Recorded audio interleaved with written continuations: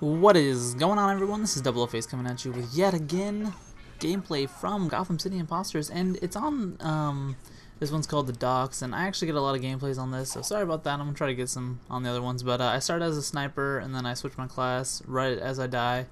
I let this guy dive bomb me. I didn't even try to like avoid him or anything, just so I could switch up. The start is a little slow. I'm using basically this shotgun that's kind of like the striker. It doesn't do a whole lot of damage from a distance, but close up it does some good damage and also pushes them away. Even heavies will push them away, so that's pretty awesome. But I end up going like 20 and 3 or something on that. Just lots of fun stuff. I get a kill with my grappling hook, and I get a double feed with a hatchet, which is always really cool. But enough about the gameplay. Let's get to my first and probably only topic. I might talk about something else, but I don't know.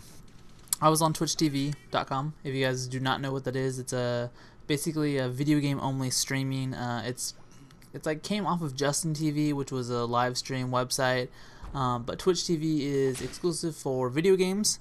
I'm on there all the time watching people play this and that. It's how I learn about games and how I get better at games. I mean, I'm watching these professional players play. I mean, I like to watch. If anyone is fans of StarCraft or StarCraft 2, I watch White Raw, and the little one is my favorite professional player for StarCraft. So I watch them and I learn stuff from that. So it's always really cool.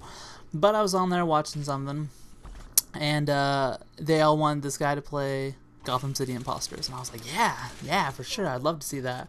And someone in the chat was like, oh, I don't like Gotham City Imposters because it only has like blah blah blah frames per second. I'm like, really? You're gonna take a game that is like fun.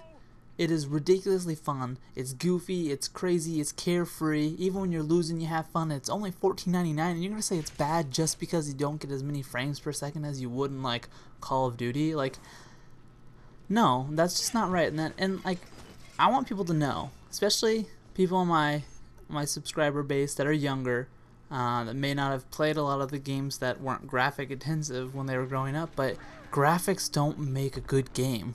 It may make a good game, amazing game. Like if Skyrim didn't have the best graphics, it might not have done as well as it did, but it's still a fun game. The story is amazing, the mechanics are good.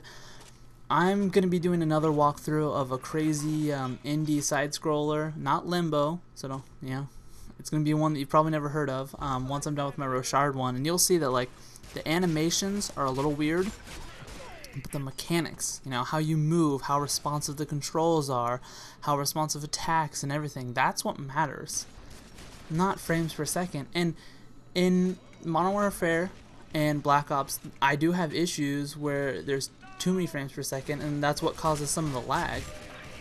And I've had that issue before. I've never had that issue with Battlefield, which actually uses less frames per second for a game. And 30 frames per second people think is low, but movies are like 25 frames per second, like HD movies. I'm pretty sure they don't have that many frames. So like, don't be a pretentious douchebag. Don't be a little like, just because you think FPS and frames per second makes a better game, it doesn't. And if you think that, well, I feel sorry for you, because you're missing out on a lot of amazing games that don't have good graphics. It's just one of those things, I just can't understand. I can't like wrap my head around why someone would judge a game just on how many frames per second it has. Like, oh, it's not enjoyable because even though the controls are amazing and the story is awesome and the gameplay is fun, I just didn't see that there wasn't just enough frames for me to play it enjoyably. Like, that just sounds retarded. Like, maybe I'm the only one who thinks that. I mean, I know I'm not, but I don't know, it's one of those weird things. Yeah, what are you gonna do? Yeah, just bugs me. People, and for all I know, it was just a young person who, and I mean like really young, who just thinks that they hear someone say something and just like take it to another level. If you guys kind of understand what that is, it's like someone talks about, oh well, COD gets more frames per second than Battlefield, which is something that they incorporate into which game is better, just because the graphics are good, the story is pretty good, the gameplay is good, the guns, everything, hitboxes, all that stuff, it factors into it, and so does frames per second. but they don't base the game only on frames per second. And you know, someone can take that and just take it so much farther and be like, well, it just doesn't have enough frames per second. You know, I can see that. I mean, a lot of people like that. A lot of people like to jump on the bandwagon of something, or hear something someone else says and just take it to another level, even if that's not what the person meant. So for all I know, that's what it is. But I mean, I've heard a lot of people say some stupid things, some really pretentious things, and there's nothing worse than game snobs. Like seriously, that's like the type of person I hate the most. Oh, right here. Get hatcheted. Oh wait, are you chasing me? Boom! Get hatcheted again. But yeah, what was I just talking about? Oh yeah, game snobs. God, I hate game snobs so much. It's just one of those things that I will never be able to deal with. People who, I mean, it's the same with music and movies and, you know, which commentators they like. I mean, I don't like White Boy 7th Street. I don't like him. But if you want to watch him, go ahead. I'm not going to stop you or tell you not to. I mean, I'll tell Penguin not to just because I like to screw with Penguin. But I mean, I'm not seriously being like, oh, well, I'm not going to play with you because you watch him, you know. Or I think your music sucks. Like, music is an opinion, movies are an opinion, games are opinions, you know? There's a lot of people who don't like Call of Duty. There's a lot of people who do like Call of Duty. There's people who didn't like Skyrim, which, I mean, personally, I don't know how you could not like Skyrim, but if you're not a fan of RPGs, I guess that's one thing.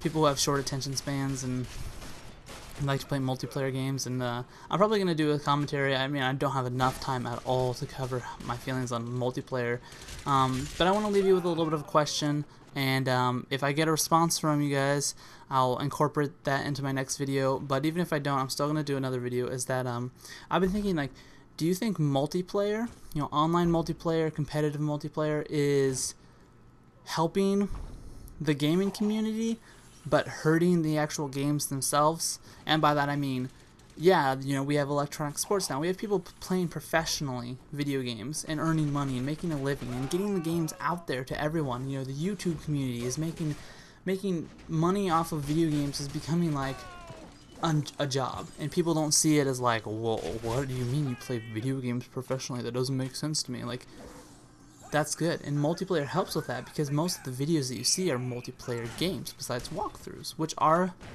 in a sense less popular than the multiplayer ones. But now let's look at the actual games.